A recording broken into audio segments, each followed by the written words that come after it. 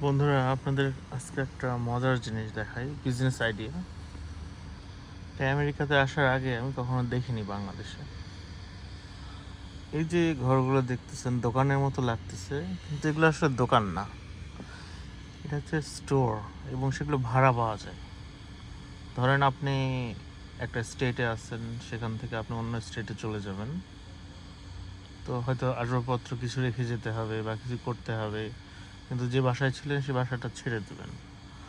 তো সেই ক্ষেত্রে আপনার আসবাবপত্র এরকম একটা স্টোর রুম ভাড়া নিয়ে হয়তো মাসে একটা নির্দিষ্ট পরিমাণ টাকা দিয়ে কেউ কেউ 1 বছর, 2 বছর, 3 বছর পর্যন্ত রাখে, কেউ শর্ট টার্মের জন্যেও রাখে।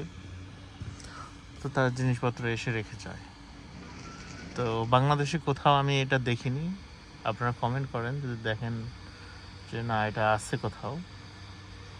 এইরকম অসংখ্য স্টোরেজ এরিয়া আছে।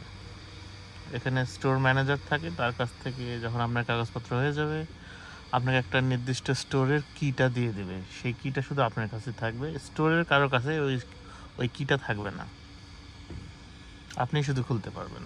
তবে একটা মেয়াদ থাকে যে ওটা যতদিন ভাড়া বলে, যত টাকা পেইড করে ভাড়া, যদি 5 মাস বা 6 মাসের জন্য নিছে, তারপরে যদি আর টাকা না দেয়, ভাড়া না দেয়, তাহলে ওর ভিতরকার জিনিসপত্র আবার নিলামে উঠে যায়।